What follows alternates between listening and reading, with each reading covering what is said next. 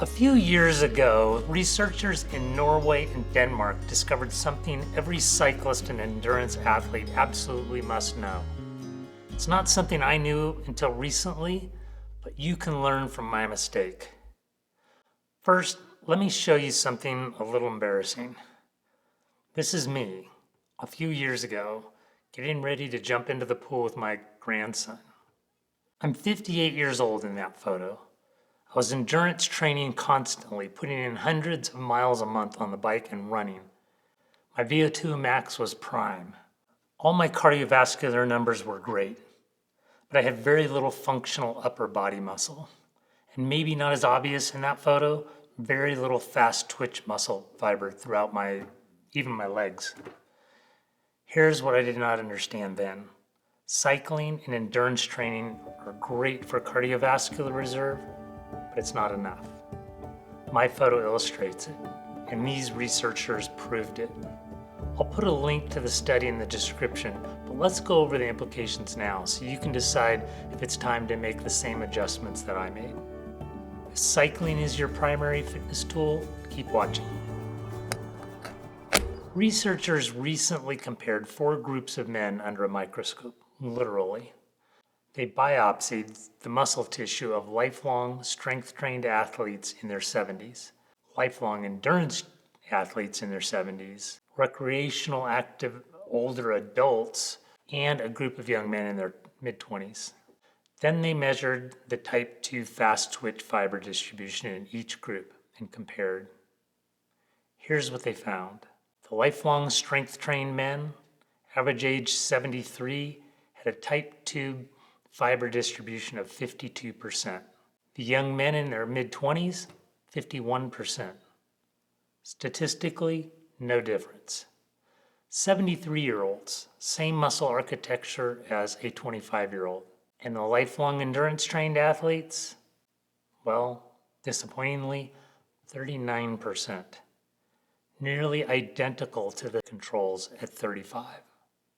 Same age, same decades of dedication, completely different outcome. Because they had been training to build their muscle reserve. In a minute, I'll show you how I made that change. Before we go further, I want to define what I mean by reserve. Your musculoskeletal reserve is a structural buffer you have banked above the threshold of frailty. The wider that gap, the more reserve you have. The more capable you are of absorbing the inevitable losses that will come with age. That's what this whole series is about, creating reserve. There are 2 things this reserve determines as you age. First, whether you fall, and whether that fall breaks you. We'll come back to this. Second, your metabolic health. Muscle is your primary glucose disposal organ. More of it means better insulin sensitivity and a direct bridge to the metabolic reserve we covered in Pillar 4. So there are 2 systems that build and protect this reserve. Neither of them is your VO2 max. They're your type 2 muscle fibers and your bone mineral density. Here's the problem for people like us. We've built an entire athletic identity around power to weight ratio.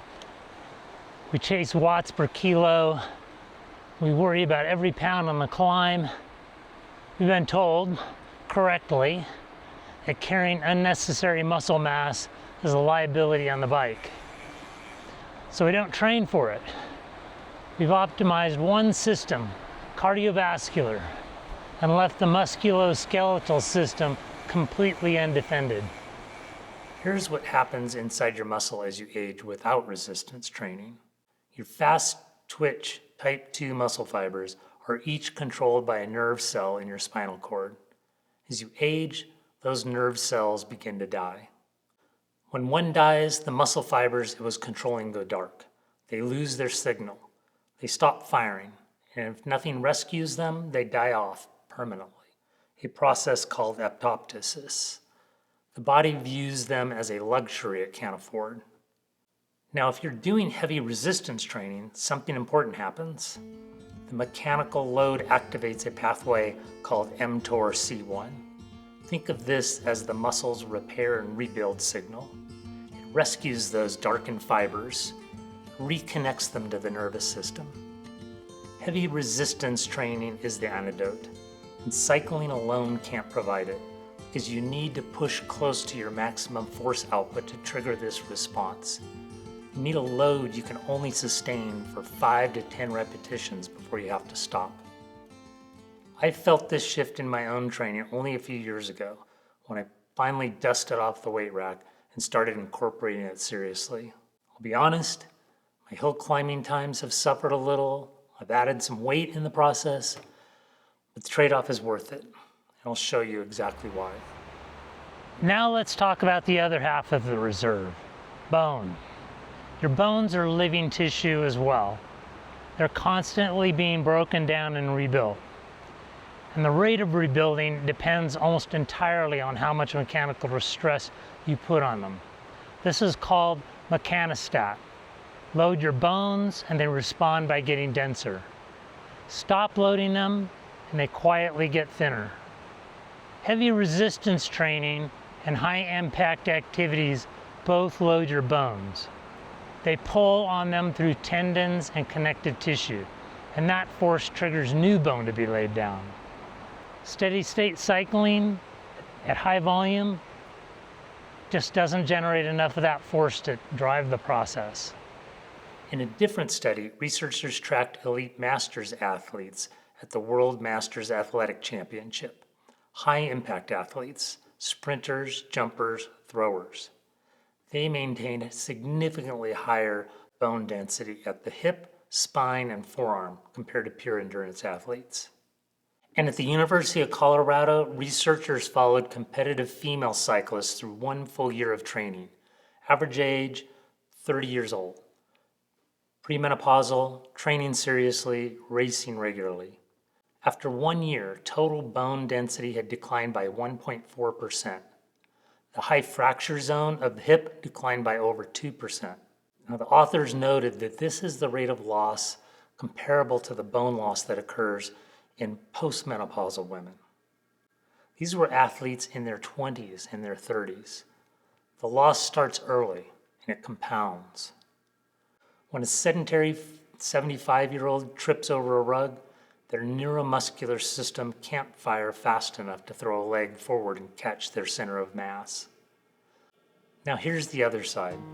The aging master athlete who has prioritized resistance training possesses preserved type 2 fibers with the reactive speed to execute a corrective step the instant they lose balance. The fall doesn't happen. Even if it does, the bone density they banked over decades means impact does not fracture the bone. So what does the minimum effective dose look like? How often should your strength train? 2 sessions per week. That's the threshold above which researchers show is meaningful type 2 fiber preservation and bone density response. 3 primary movements are what I'm going to show you, all compound and all loaded. So here I am at the gym demonstrating these. Then I'll tell you where you can get the details on how to do this. The first is the goblet squat. Depth and control is what you want. The slow lowering phase is where most of the stimulus happens for muscle and for the bone through the hips and the spine. Start with a weight you can control for 12 reps. The second is the Romanian deadlift. Your hamstrings and glutes are strong on the bike, but they're never loaded through this range of motion. Push your hips back, not down. Feel this in your hamstrings, not your lower back. If you start feeling it in your lower back, you're going down too far. Start lighter than you think you need to. The third is the loaded step up. Single leg, controlled, full hip extension at the top.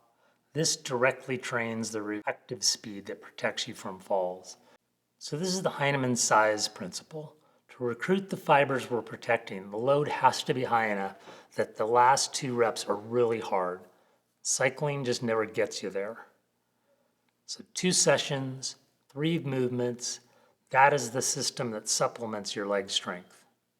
Of course, you need to work the rest of your body too, but this is what your cycling workouts are missing. I put all 3 of these movements on a single training card. Sets, reps, load, and how to schedule this around your riding and other workouts. There's a link in the description for the free PDF we prepared. Print it out, put it on your wall, take it to the gym, whatever it takes, just use it. As for that pool photo I showed you, it's really less embarrassing than it is useful for me, and all of us actually. That's why I showed it. I still ride a lot. Clearly it's good for us, but now I also strength train about every 3 days roughly. And the return on that investment and how I feel in my recovery and how I will likely move when I'm 80 has been one of the most important adjustments I've made as I'm getting older. Your cardiovascular engine is extraordinary. We need to protect the frame it runs in. The next video is Pillar 4, the metabolic reserve. We're going to talk about your energy in that one, specifically what happens to the mitochondria, the energy system inside your muscle cells as you age without training, and why even fit cyclists are vulnerable to a metabolic collapse they never even saw coming. Are you already doing strength training or now thinking that you should? Add it to the comments so we can get more opinions on this topic. I love hearing what others are doing. And check out the early part of the series here to see what you should be doing to build your brains and your hearts, because you can build reserve there as well. I'm Patrick, and I'll see you out there.